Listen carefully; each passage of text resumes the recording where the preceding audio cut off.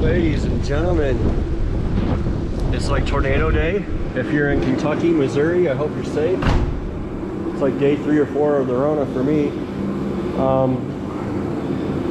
My cable hasn't shown up. It's like 2:30, 3 o'clock in the afternoon. USPS says, you know, it's en route to the next destination, which means F you.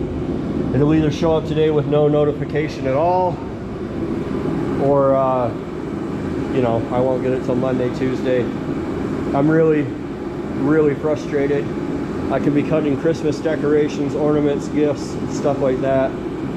You know, I'm missing probably the best time of the year to have that stupid thing, but it is what it is. So what I am going to do is move on to taking the transmission out of this thing here, this pig. Got my tow pig! For all the commenters that are like, your truck's a rusty piece of shit, I'm aware of that. I buy rusty piece of shit trucks. That's my thing. Are you fucking new here or what? The transmission's bad. It's an E4OD. It's a 7.3 power stroke. With reverse and no forward gears at all, I'm going to say the center support's in there walking around. It probably caused excessive clearance to the forward clutches, and they all burned up. I used to rebuild transmissions. I used to have an online business where I did that, and that's all I did and made my income that way. It got really frustrated talking to 100 people. Are like, oh, how do you do it? What do you do? What tools do you use? Where do you buy the parts? Because they're not going to buy shit. They just want me to tell them how to rebuild theirs. So I quit that and went back to work for the man. I've been self-employed several times in life and gone back to work for the man. But I'm going to pull this out and rebuild it. It doesn't cost me anything to pull it out, which is why I'm doing it. I'd like to get it out and get this truck back out of here while the winter's still pretty nice. It's supposed to be in the 40s and 50s the next 3 or 4 days. So the bed, I'll cut it off at some point. It's going to get a flatbed. It's going to get a new cab. I'm not in any particular hurry to do that. You know, maybe next summer, fall. But it is going to get a new cab. I'm not going to piss around with trying to patch it when I can just go to like Oklahoma. I got on carpart.com and found like 5 cabs for $500 or less, like in no time flat.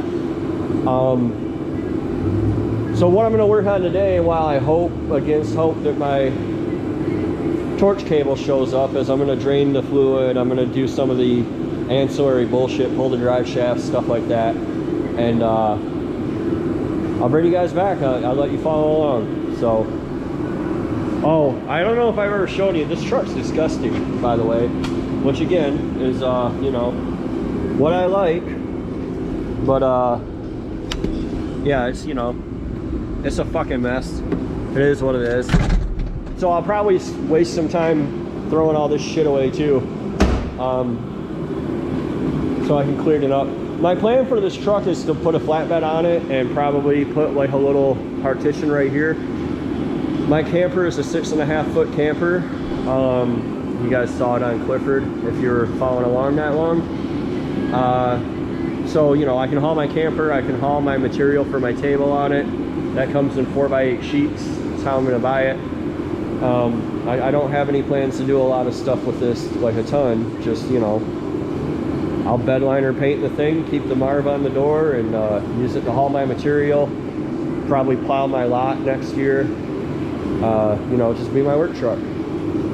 Haul the Toyota up north to go camping, and we'll treat this Toyota like a side-by-side. And that's what we're going to do with it. So I'll bring you guys back when I have some of this crap taken care of. I wanted to bring you guys back and show you. I might have to dub this because of the music, but that red color tells me that there's no burned up clutches in here. It's dark red, but it's red. When they're burnt, they're literally black. So I'll be back. All right, it's been like 2 hours. I'm all, you know, gross. That's how she goes. My goal for today was to get all the ancillary stuff off, the drive shafts, the cross member. I cut the exhaust. This one had a cat on it, which I thought these trucks did not have cats, but that's definitely a cat. I even ran the part number. It's worth like 250 bucks. So hooray for me. Exhaust still leaks, by the way. you know, $4,000 worth of work in the past year. But I don't really care about that. I got the drive shafts out, front and rear. I got the skid plate off. I got the exhaust out of my way. I got the lines unhooked. I have the transmission drained. I got the starter out. I got everything except tomorrow. I'll just have to, pull the bell housing bolts and drop the transmission and transfer case. So I'm gonna take you under here, I guess. See, why not? There's a lot of room once you have everything out of the way.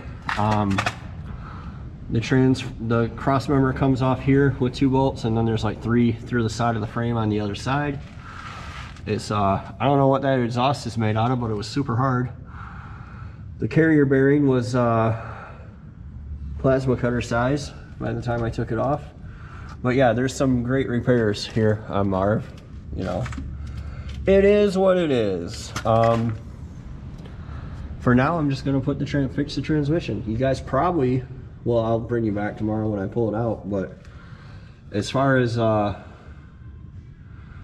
any more on this truck goes, I'm just gonna wheel it back out there. Like I said, it doesn't cost me anything to get it ready to get the transmission out. I'm gonna do some upgrades. I haven't really decided. You know, I got the downpipe, obviously. It's there, you guys saw it. I have the e-fuel figured out if I decide I want to upgrade that. I don't need to spend $1,500 on it.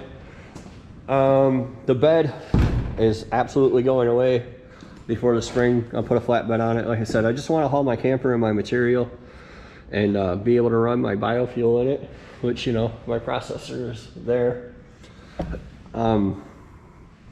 So yeah, I'm not going to be paying $3.50 a gallon for fuel. And with the cab that's on it and the front end that's in it, the springs are inverted. It's a TTB. It probably sucks.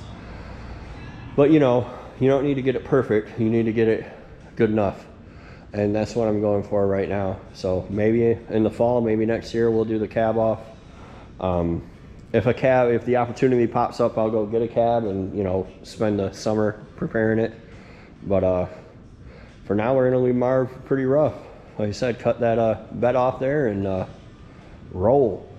But yeah, the ultimate goal is, you know, a set of 35s, some Super Duty axles, a little more power, probably a little bigger injector. But I'm looking forward to this.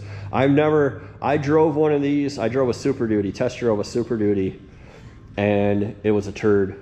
They're turds. I lived through the 90s when these were new, and we had a Cummins, like a P-pump Cummins, like a 95 2500 at my family's sporting goods store that we used to haul pellet stoves and tons of pellets and wood stoves and things like that, and it was a turd. Like, we had a 318 Dakota, square body little Dakota, that would run rings around that stupid Ram. So I never had diesels like with mods ever. I drove the 7.3 Super Duty. It was a slow piece of crap. So I went ahead and bought a new 6-liter, which was a fast piece of crap. Ford bought that thing back from me like 7,500 miles. I went across the street to the Chevy dealer and they gave me the runaround. So I walked next door to the Dodge dealer and I bought a Ram with a 6.7, which was fine. I used it for my business, hauling cars and scrapping stuff for years before I got rid of it. But that was right at the beginning of when people were starting to stack tuners and all that other kind of shit. So I've never really had a turned up diesel except for my Toyota. So I'm excited to get into this, and it seems, well, my Ram, obviously. And my Ram runs like a 5.7 Hemi truck. It literally runs like a normal gas V8. So it's pretty impressive for something that gets, you know, on average 25 miles a gallon, and I don't do anything to save fuel in it. So anyway, I'm gonna clean up a little bit here and head home, and hopefully my torch firing cable is there. I bet it's not, but you know, fingers crossed. thanks for watching, guys. I hope you guys had a good night, and I'll bring you back tomorrow, and we'll just hang out in the shop every day. So maybe when I get some internet up here, we can do some live streams from up here. Thanks for watching, guys. We'll see you next time.